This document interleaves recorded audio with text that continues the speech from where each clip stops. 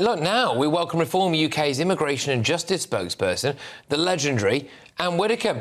Anne is fondly remembered, amongst many other things, for her time on the BBC show Strictly Come Dancing. Incredible moves there, Anne. Incredible moves. But the wheels are now threatening to come off the Strictly bandwagon, with the show embroiled in an ongoing scandal over its treatment of celebrity contestants. Over the last 7 months, multiple allegations have emerged, starting when Sherlock's Amanda Abbington hit out after fireworks flared between her and her professional Strictly partner, Giovanni Panisse. She described him as nasty and said that he had caused her to suffer PTSD, and he has since been dropped from the show. But then earlier this week, apparently, Graziano was booted off the upcoming series due to his alleged mistreatment of documentary presenter Zara McDermott on last year's show.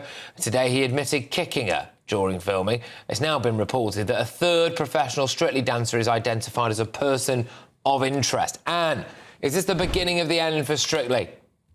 Well, I do hope not, because although I don't watch it much these days, it is a fun programme and it's family entertainment, and there isn't that much which the generations can watch together.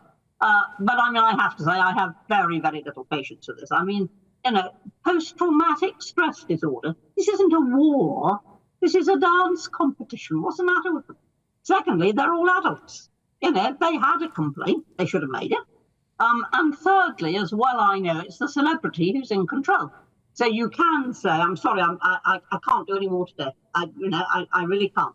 And indeed, one celebrity I know tells a wonderful story of how he drove all the way to Brighton for a training session with his celebrity. And she said, I'm terribly sorry. I'm off to get a new bathroom today. And off she went, and he'd driven all that way for nothing. So the celeb is in control. Let's not forget that. OK, I mean, you just don't think there's any truth to... one of them has admitted kicking his dance partner yesterday. I mean, so obviously there is a bit of this stuff going on, isn't there? Well, I think we need, first of all the training sessions are recorded, so there should be video evidence. And if it was a real kick, well, that is scandalous. But if, on the other hand, he was just trying to adjust her leg with his foot, you just don't know. And all I can say is that adults, the celebrities in control, and it's no good coming out of the woodwork years later. They should have complained at the time. OK, I mean, I get that side of it, absolutely. And look, I wasn't there. I don't claim to have a massive, massive interest in Strictly Come Dancing. I know a lot of our viewers will, though. There is such a thing as the Strictly curse, though, Anne.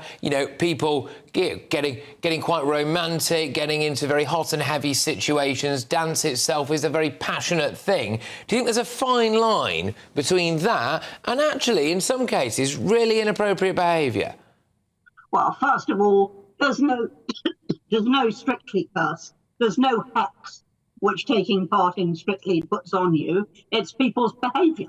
It's what they choose to do. And again, I stress, we're all adults. We're all responsible for our behaviour.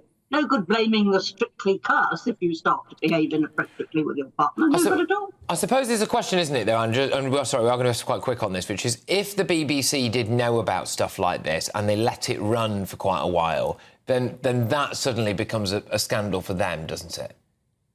Well, if they knew about something serious. But as I say, I've yet to be convinced that there was anything terribly serious, because it would have been caught on camera. It would have been videoed during training. So let's see all those videos. That's interesting.